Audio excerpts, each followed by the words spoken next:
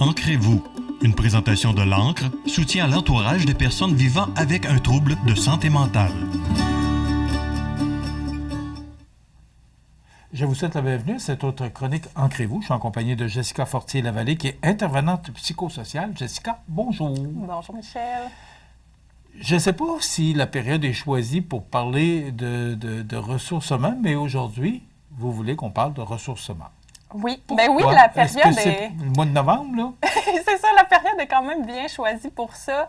C'est sûr, c'est un moment où ben là, les journées sont plus courtes. C'est plus difficile. La neige a commencé aussi. Donc là, il y a des personnes que ça va leur donner un petit peu d'énergie d'avoir de la neige, mais il y a d'autres personnes qui peuvent trouver ça plus difficile, que là, l'épuisement peut peut-être être un petit peu plus proche. On se sent peut-être plus fragile dans ces périodes-là. Donc, je trouvais que c'était un bon moment de venir parler de ressourcement, là. Par où qu'on commence? Parce que c'est un mot qui est long, d'abord, ressourcement, mais aussi qui peut dire beaucoup de choses. Oui, c'est très large. Oui, c'est ça, on part à partir d'où, là?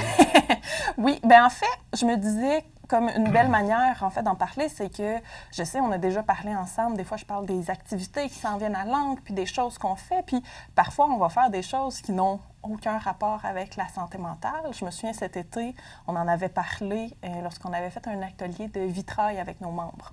C'est pas nous qui le donnions, là, on était allé voir un artiste pour ça, mais du vitrail, c'est sûr, ça n'a pas rapport avec la santé mentale, ça n'a pas rapport avec nous, sauf que prendre soin de soi, parce que c'est ça aussi, de prendre un moment de ressourcement, c'est se ressourcer, c'est se recentrer sur soi-même, c'est primordial pour notre santé mentale. Donc, qu'est-ce qu'on peut faire? Bien, c'est sûr, la liste, elle est énorme, parce que ça va dépendre de chaque personne. Qu'est-ce que moi, il me fait le plus de bien dans mon quotidien? Qu'est-ce que je peux faire pour prendre des petits moments de pause? Puis des fois aussi, c'est juste ça, là, c'est de se rappeler l'importance de prendre des moments de pause parce que la vie va vite, il se passe plein de choses. Souvent, il y a des gens aussi qui ont une grande envie de performance. Je veux dire, moi, la première, je veux bien travailler, je veux bien faire mes choses, donc j'ai tendance à en prendre beaucoup dans mon plateau. Sauf qu'après ça, bien, quand on en a beaucoup dans notre plateau, il faut proportionner aussi les temps de pause qu'on prend, les moments pour soi, qu'on va juste mettre le plateau de côté, se mettre sur pause, prendre un petit moment de pour soi, vraiment. Puis, tu sais, des fois, il y a des personnes qui peuvent entendre ça puis se dire « Ah, bien, ça me sert à quoi? » Parce que souvent, c'est ça, c'est « Ben non, mais j'ai tellement de choses à faire. » Pas besoin de ça. Exactement, j'en ai tellement d'autres choses à faire que comme, pourquoi je prendrais du temps pour moi? J'ai pas le temps, Mais c'est parce que le fait de prendre du temps pour soi, ça va avoir, bien, je l'ai dit, des bienfaits, oui, pour la santé mentale. Parce que si on est toujours surstimulé, surdemandé, bien, notre cerveau ne prend jamais de pause. Notre cerveau n'a jamais de moment pour se reposer et après ça, repartir en œuvre. Donc, il y a un épuisement vraiment cérébral aussi qui va se faire. Donc, on devient de moins en moins productif, moins on prend de pause. Est-ce que ce sont des signes qu'on doit arrêter, qu'on doit se ressourcer? Ou... Oui, c'est des gros signes. Je voulais vous demander justement, à partir de quand ou comment on peut... Ou est-ce qu'il y a des signes avant-coureurs qui nous disent, bien là, ce serait le temps que tu arrêtes un petit peu, là, puis que tu... Oui, bien c'est sûr, c'est ça. Quand on sent plus facilement dans la lune, quand on sent qu'on a de la misère à se concentrer, quand on sent que, justement, nos tâches habituelles sont plus difficiles, c'est sûr que c'est un gros signe de comme, hey, là, il faut prendre une pause, il faut prendre un moment pour soi. Mais, moi, ce que j'ai envie de dire, c'est qu'il ne faut pas attendre ces signes-là. Parce que si on attend ce signe-là, on est déjà commencé à être épuisé, on a déjà commencé à être un petit peu pas trop loin, là, parce qu'il n'est jamais trop tard. Oups, je pousse mes feuilles, mais il n'est jamais trop tard, mais on est quand même un petit peu plus loin que là, ça va nous prendre plus de ressourcement, ça va nous prendre plus de temps pour se remettre à notre meilleur niveau. T'sais, mis à part la santé mentale, mis à part nos fonctions cognitives de comment qu'on réagit rapidement, mais il y a aussi le côté où physiquement, ça nous fait du bien de se ressourcer. Oui. Donc, d'avoir une pause, ça nous permet, c'est vraiment tout le temps ça, là, c'est vraiment comme une remise à neuf, si je peux dire, de retourner à un point où on va être plus performant après.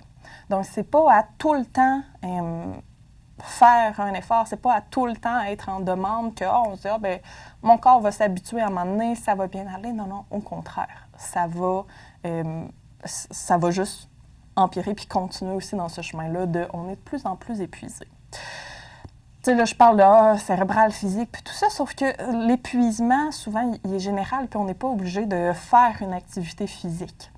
Tu sais, dans l'épuisement, dans ce qu'il faut faire attention, puis les raisons pourquoi aussi il faut se ressourcer, bien, il y a aussi le fait de, tu sais, avant, nous, c'est cette clientèle-là aussi qu'on voit, mais les membres de l'entourage d'une personne qui a un trouble de santé mentale, si moi, en tant que membre de l'entourage, je suis tout le temps à vouloir être présente, puis à vouloir, comme, m'occuper, entre gros guillemets, parce que c'est pas le rôle de personne de s'occuper de son proche.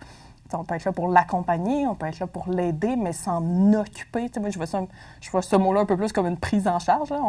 À moins d'être proche aidant, mais là, on oui, mais n'est même pas là. Ouais. C'est ça, puis même en tant que proche aidant, parce que la proche aidance, ça se voit aussi un petit peu par rapport à la santé mentale. C'est pas tout le monde qui se reconnaît comme proche aidant en santé mentale. Il peut y avoir, les proches aidants peuvent avoir besoin de ressourcement aussi. Parce les que proches aidants ont beaucoup eux besoin. aussi peuvent vivre de l'épuisement. Exactement, de s'occuper d'un proche fréquemment, souvent, puis même lorsqu'on n'est pas en train d'être dans la définition classique de proche aidance, parce que proche aidance, c'est super large, d'amener un soutien émotionnel, c'est aussi de la proche aidance.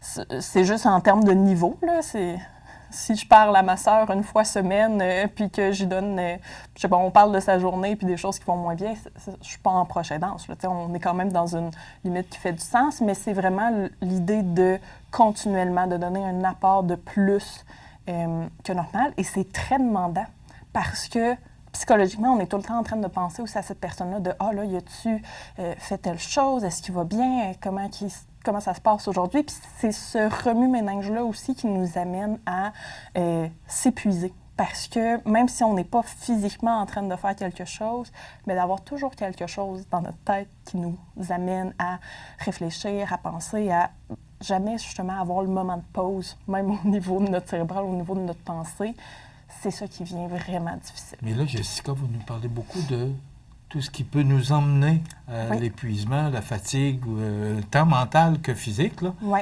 Mais c'est quoi les formes de ressourcement?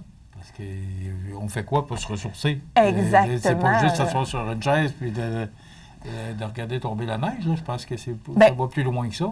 Oui, ça va plus loin que ça, mais pour quelqu'un, ça pourrait quand même être une forme de ressourcement. Moi, j'aime vraiment voir aussi le ressourcement comme une déconnexion. Il ne faut pas, si je suis en train d'être sur mon téléphone tout le long, puis je me dis, c'est ça ma pause, j'ai pas complètement pris une pause, j'étais quand même toujours stimulée. Le cerveau est encore actif. C'est ça, le cerveau est encore actif, il est encore demandé.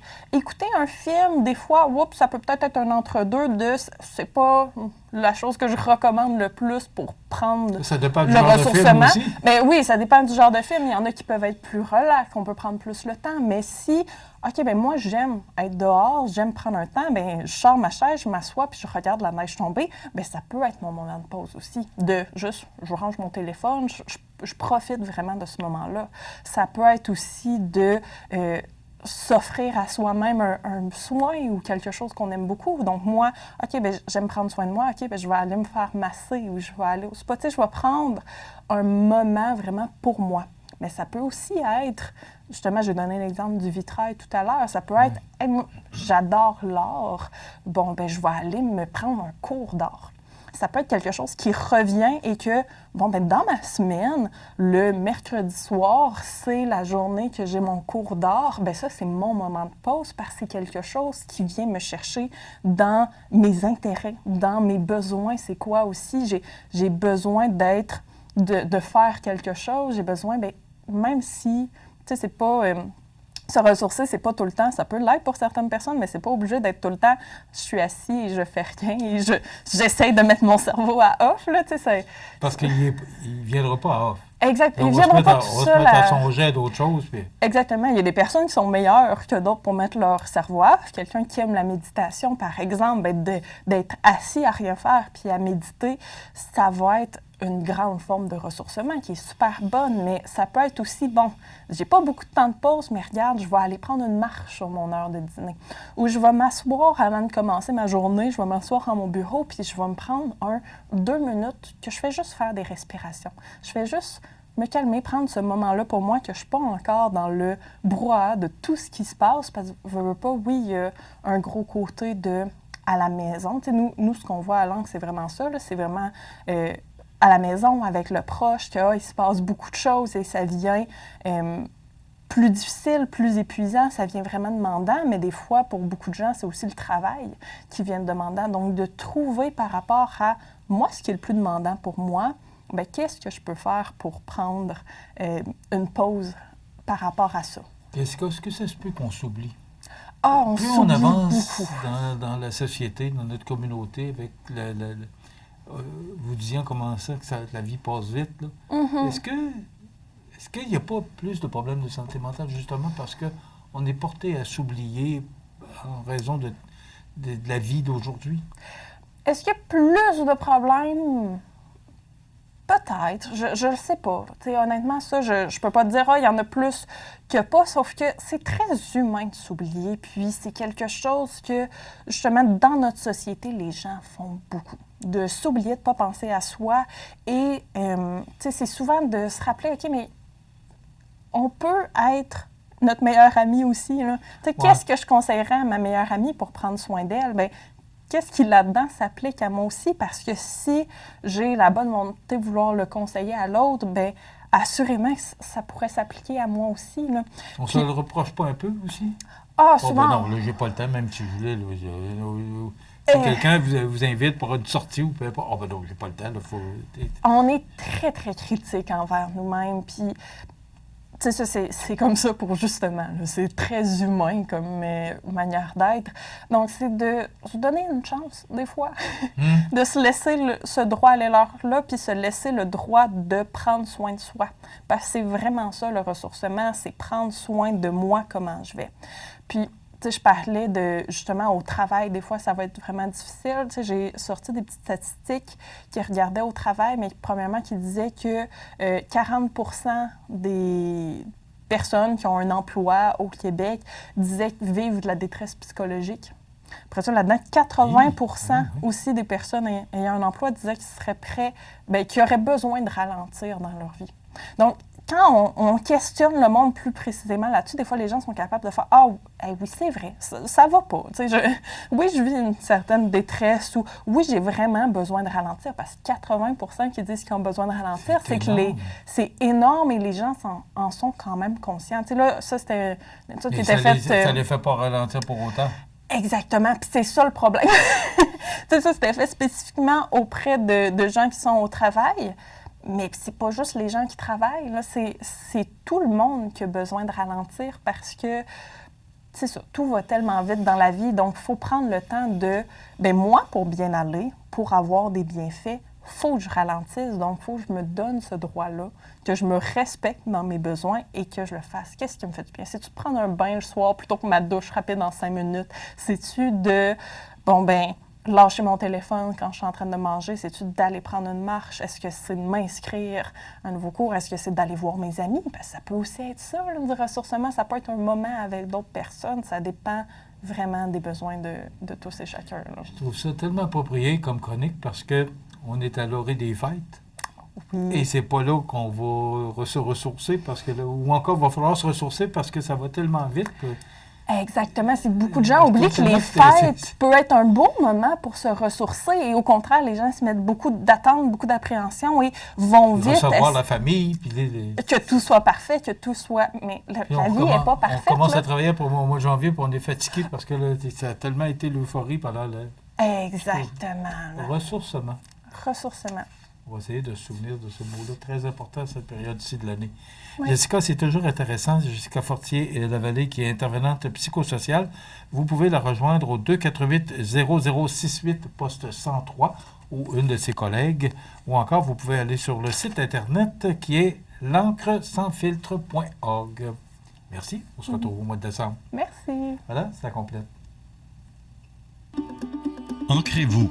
Une présentation de l'ANCRE, soutien à l'entourage des personnes vivant avec un trouble de santé mentale.